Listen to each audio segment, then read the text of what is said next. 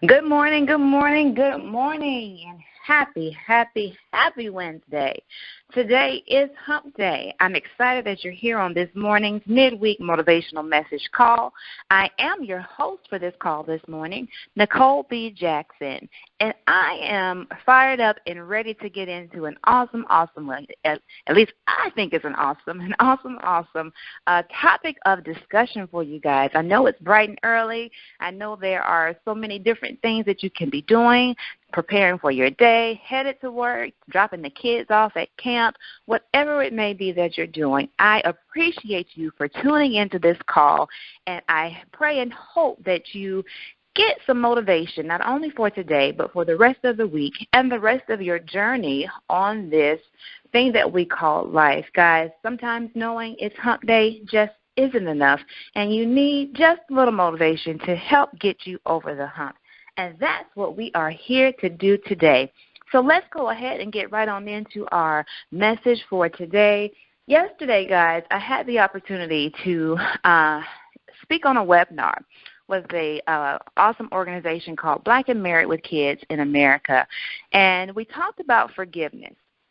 Now, on this webinar, we talked about forgiveness in regards to marriages and relationships, and it was so interesting to me, some of the questions that came forward, and the conversation has been resonating with me throughout the rest of the evening and, on through the morning today. And I wanted to talk about a few things, a few key pointers that I think will be beneficial to all of us in our lives. You see, when we're talking about forgiveness, I think a lot of times people think that forgiveness means you have to forget, and it gives the person who has hurt you or harmed you a free pass. And that is not at all what forgiveness is. I believe I've said it a couple times on this morning's calls that forgiveness is not about the other person. It's not about them at all. It's about you. It's about you freeing yourself of the load, the anger, the resentment that's keeping you stuck and stagnant where you are in your life and possibly even in your relationships. And we're talking about fresh starts and new beginnings, with our series this month. And one of the main things to a fresh start and a new beginning in transforming your life is forgiveness. In fact, on my 7 steps to the life you dream of, desire, and deserve, it's step number 4. And it's forgiving others and also forgiving yourself. And we'll get into that forgiving yourself piece in just a moment. But there are a couple of things I want to address today when it comes to forgiveness. Again, forgiveness is not necessarily for the other person, the person that harmed you or hurt you. But forgiveness is for you. So I want you to remember that, and I want you to keep that in the forefront of your mind as we go through the other pieces of information I want to share with you tonight. And so you might be saying, okay, I understand. I hear this all the time. People say, forgive. Forgiveness isn't for the person. It's for you. You make yourself sick and all these other things that we hear. Yes, it's true.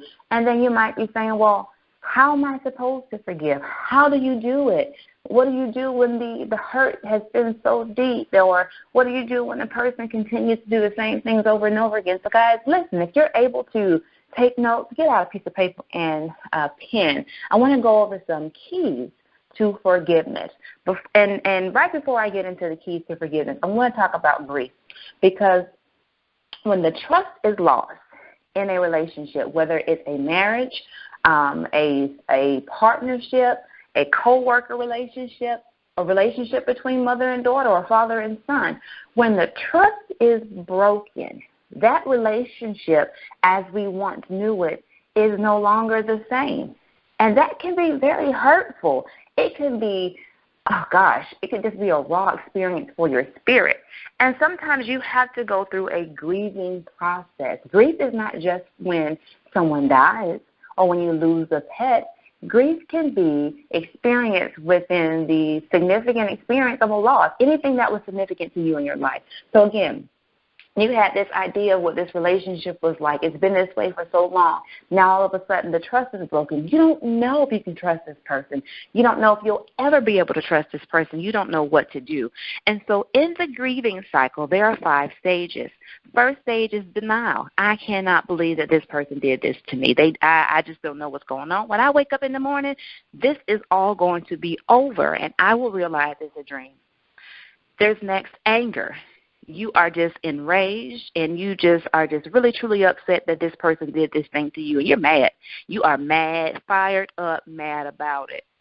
Then we go into a bargaining stage, and in this stage we maybe not even with the person who harmed us, but we're trying to bargain and figure this thing out. Well, maybe if I do this, this will happen. Maybe if I did that, or maybe if I talk to them about this, they'll change. You know, we try to figure out ways to manipulate the situation to get a different outcome. Then we sometimes go into depression, depending upon what the actual thing was that broke that trust, how deep or how tough the actual experience was. We might go into a stage of depression where we're isolating, maybe sleeping all the time, maybe not getting enough sleep, maybe eating all the time, maybe not eating all the time, just really struggling with feelings of sadness. And then, you know, as we work through the depression, there comes a time and a place in this cycle where we begin to accept what has happened. And again, acceptance does not mean that you like it. Doesn't mean that you may not even agree with what happened to you. But acceptance pretty much means it is what it is. You know, this thing happened. It was unfortunate. It was hurtful. I didn't like it. It made me upset. I tried to figure out ways to manipulate the situation. I couldn't get that to happen, and it made me depressed. But now, you know what? I got to move forward. That's what acceptance is. Acceptance is understanding I can't go back and change it. Let me figure out how to move forward and begin to learn how to trust again. And after that, then we start talking about forgiveness. And now let's look at these keys. The first key to forgiveness is letting go of the anger. And as you work through that grieving cycle, hopefully you've already done that. Hopefully you've been able to let go of the anger. And, you know, it takes more muscles to frown than it does to smile, which means it takes a whole lot more energy to remind yourself that you're supposed to be angry or ticked off at somebody. You know, and so sometimes time goes by and we have to remember, oh, wait a minute, I'm not talking to this person. I'm mad at them. You know, it takes too much energy. It's much easier to just work through the process, identify why you're upset, and work to resolve the issues and let go of the anger. Because not only does it affect you emotionally, but anger can affect you physically. That stress can create ulcers. It can create high blood pressure, a number of physical ailments. And now there are lots of different kinds of anger that maybe we don't even, recognize. There's chronic anger, which is that ongoing feeling of resentment towards other people or the person that's hurt you. You've got volatile anger that's explosive, and it may not be consistent over time, but every now and again you drudge that thing up and you start thinking about it and you just explode. Then we have judgmental anger, and this is where you're, hypercritical of other people. And the thing about judgment, and guys, if you haven't picked up Iyanla Vanzant's new book called Forgiveness, I want you to pick it up. She talks about the fact that the judgment of others, sometimes is a reflection of how we feel and think about ourselves. Sometimes we see certain characteristics in ourselves that we just can't stand so much. And when we see them in other people, it just reminds us of what we're struggling with ourselves. And sometimes we're hypercritical of other people because there's something going on within ourselves. And then we look at passive anger. That's where you suppress it. You suppress it. I'm upset, but I don't want to deal with it. It's not worth it. I'm just going to let it go. And in that suppressing of it, not addressing it, saying that you're letting it go, all that happens is it builds up. It builds up, and typically somewhere it transfers into volatile anger. And then you explode and you say and do things that you can't take back. Sometimes there's overwhelmed anger. And, the circumstances are just so overwhelming. It's just so anxiety-provoking, and you just can't take it. and it just really comes, your anger comes out in a sense of anxiety. You don't like how that feels. Then there's retaliatory anger. We all know what this one is. I'm going to show them. I'm going to get back at them. And you purposely try to figure out how to activate a vendetta against the person that has hurt you. Then there's self-inflicted anger. And this is where we talk about forgiving yourself. This is where you are angry at yourself. You may not have even caused the situation, but you start internalizing it and trying to, well, if I had done that, this wouldn't have happened. If I hadn't been there, or if I had said X, Y, and Z, you blame yourself, and then you get so wound up and angry with yourself. And then there's constructive anger. And this is the type of anger that you want to have. Not that you really want to have any type of anger because it's not healthy. However, it's part of the process. You can't help but get angry. And going through those different types of anger, you may finally get to a place where it turns into constructive anger. Okay, I'm upset. I don't like it. They shouldn't have done this. I'm mad at myself for putting myself in this situation. Yes, but let me figure out how I can make this anger work for me. Let me figure out things that I can do to express how angry I am in a positive manner. Maybe I'll go take a kickboxing class and I'll beat that bag up, to release that anger or frustration, whatever. But that's the first key, one of the first keys to forgiveness. That is letting go of the anger. And the second thing I want us to look at is our will to release. Sometimes we can be so stubborn.